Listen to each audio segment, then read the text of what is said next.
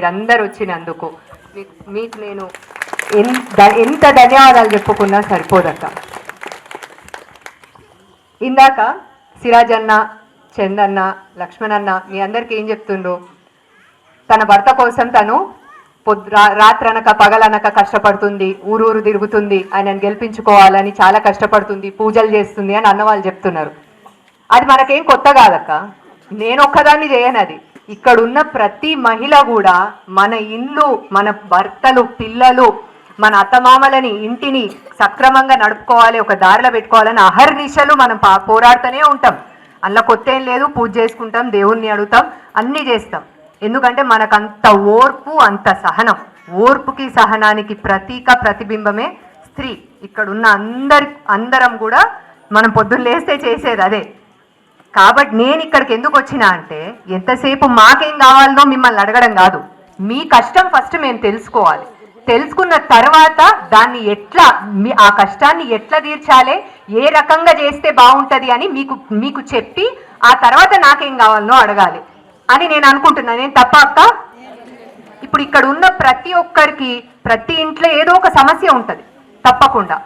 కొన్ని సమస్యలు మనమే సాల్వ్ చేసుకునే సమస్యలు, కొన్ని సమస్యలు ప్రభుత్వం మనకి ఏదో పథకం రూపకంలా మన ఇంటికి చేరితే మనకెంతో మేలు జరిగేవి ఉంటాయి. కాబట్టి మీరందరు ఇక్కడ 10 ఏళ్ల నుంచి ఎన్నో పథకాలు, ఎంతో మంది వచ్చిండ్రు, ఎన్నో చెప్పిండ్రు. ఆ పథకాలు ఏవి రాకపోయినా ఎంత ఓర్పుతోటి, సహనంతో మీరందరు ఇక్కడ ఇంకా అంటే 10 ఏళ్ళు ఓర్చుకొని ఏం చేసినాం మనము? వద్దు, ఇది అయ్యేటట్టు లేదు, వీళ్ళు చెప్పిన అన్ని అబద్ధాలు, మన ఇంటికి ఏవి కూడా వస్తున్నాయి ఇదరే, ఏవి కూడా మన ఇంటి వరకు వస్తలేవు ఇవి అని చెప్పి మొన్న అందరం కూడా కంకణం కట్టుకొని ఏం చేసినాం? చేయి గుర్తు కోటేసి ఇక్కడ ఎన్ఎం శ్రీనివాసరెడ్డి అన్నని గెలిపించుకున్నాం. ఇప్పుడు మనందరం ఏంది, అందరికీ కొత్త ఆశలు, అంతే కదక్క? ఎందుకు మార్చేసినాము? ఎందుకు మనం హస్తం గుర్తు కాంగ్రెస్ ప్రభుత్వం రావాలని కోరుకొని అంత దీక్ష పున్నుకొని ఎందుకు ప్రభుత్వాన్ని సాధించుకున్నాం? ఎందుకంటే ఈ 10 ఏళ్లలో ఒరగంది మనకి ఇప్పుడు కావాలి అని అందరం కూడా ఎంతో ఆశతోటి ఉన్నాం. 6 గ్యారెంటీలు ప్రభుత్వం మనకి ఇచ్చింది.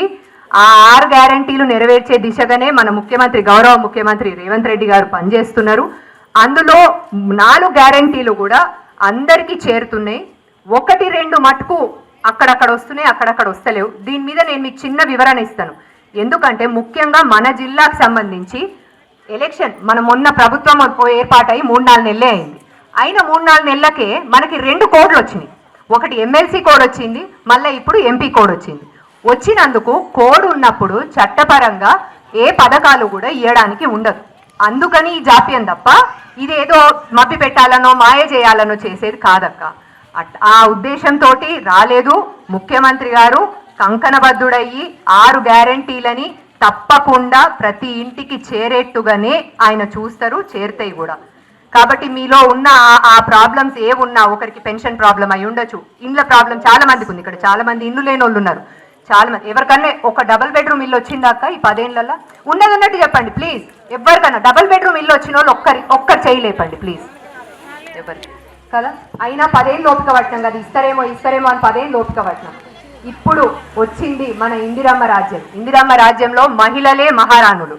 కాబట్టే 6 గ్యారెంటీలలో కూడా 3 గ్యారెంటీలు మహిళల కోసమే చేసుకున్నవి. మీరెవ్వరు కూడా అధైర్యపడొద్దు, ఆశ కోల్పోవద్దు. వచ్చి వాళ్ళోటి ఈ పార్టీ బీఆర్ఎస్ ఓడు వచ్చి బీజేపీ ఓడు వచ్చి ఏం చెప్తారంటే మనకు చిచ్చు పెడతారనమాట. ఏమిచ్చిండ్రు? వచ్చినాయా, నీకు కరెంటు బిల్లు వస్తుంది. ఇంకోటి నేను మర్చిపోయినా, కరెంటు బిల్లు వస్తుంది అంటుంది.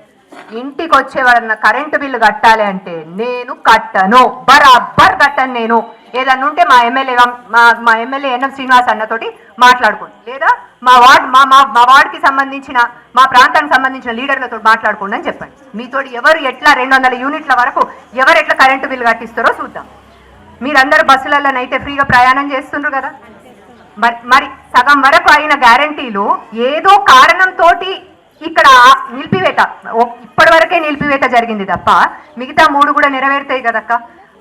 మీ అందరికి ఆ నమ్మకం అయితే ఉంది కదా, ఆ నమ్మకం ఉంది కదా.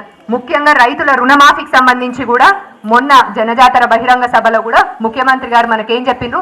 15 ఆగస్టు లోపల తప్పకుండా 2 లక్షల రుణమాఫీ ప్రతి రైతుకి చేస్తాము అని చెప్పి ఆయన మాట ఇచ్చిండు. ఆయన ఇచ్చిన ప్రతి మాట కూడా నెరవేరుస్తున్నాడు. కాబట్టి మీరందరూ కూడా ఓర్పు సహనం అనేది మన పుట్టుకతోటి వచ్చింది. కాస్త ఓర్పు వహించండి. ఇన్నేళ్ళు మనము ఈ కష్టాలు అనుభవించినాము. కొద్ది రోజులు, ఇంకొక నెల రోజులు అయితే మనకి నెల 15 రోజులు అయితే కోడ్ వెళ్ళిపోతుంది. వెళ్ళిపోయిందంటే మళ్ళీ సాఫ్గా మన 6 గ్యారంటీలు కూడా తప్పకుండా మన ఇంటికి వచ్చేటట్టు చేసుకుందాం. అవి కాకుండా కూడా మీకు ఉన్న ప్రాబ్లమ్స్ అన్నీ కూడా అన్నవాళ్ళు బాధ్యత తీసుకుంటారు. తీసుకొని అవి తప్పకుండా ఆ సమస్యలని సాల్వ్ చేస్తారు. ఏ ప్రాబ్లం ఉన్నా ఎమ్మెల్యే అన్న ఉన్నాడు. ఇప్పుడు ముఖ్యంగా నేను ఎందుకు వచ్చినా అంటే, మనం గమనించుకోవాల్సింది ఏంటంటే, మనం ఎమ్మెల్యే ఎన్ఎం శ్రీనివాసరెడ్డి అన్నని గెలిపించుకున్నాం. 40 ఏళ్ల తర్వాత మన ప్రాంతానికి, మన జిల్లాకు వచ్చిన సువర్ణ అవకాశం ఏంటంటే, మన జిల్లా వాసి రేవంత్ అన్న ముఖ్యమంత్రి అవ్వడం, మన ఎమ్మెల్యే మన ముఖ్యమంత్రి.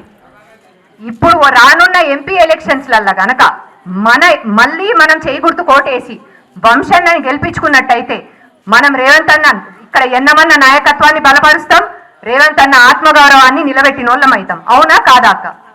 ఇన్నేళ్ల తర్వాత మనకు దేవుడి దయ వల్ల మనకి ఈ అవకాశం వచ్చింది. ఈ అవకాశాన్ని మనం సద్వినియోగం చేసుకుందామా వద్దా? చేసుకోవాలి కదా. చేసుకోవాలంటే వేరే వాళ్ళు వచ్చి చెప్పే మాటలు ఏవి కూడా మీరు చెవులో పడనీయకండి. ఇటు నుంచి వదిలేసేయండి. ఏదైనా కూడా మన కాంగ్రెస్ ప్రభుత్వం తప్పకుండా సంక్షేమ పథకాలన్నీ గడప గడపకి చేరుస్తుంది. మనందరికి మంచి జరిగేట్టుగానే పనిచేస్తుంది. మీరు మళ్ళీ మే 13వ తారీఖు నాడు, రానున్న ఈ మే 13వ తారీఖు నాడు పార్లమెంట్ ఎన్నికలో మీరందరూ కూడా, మీ అందరి అంటే నవ్వు మొహం చూస్తుంటేనే నాకు ఈ ఎండలో వచ్చి ఇక్కడ కూర్చొని అందరూ నేను మాట్లాడుతుంటే మీ కళ్ళతోటే నన్ను దీవిస్తున్నట్టు, వంశన్నని దీవిస్తున్నట్టు నా మనసుకు తెలుస్తుంది. కాబట్టి మీరందరూ కూడా ఇదే ఆశీర్వాదం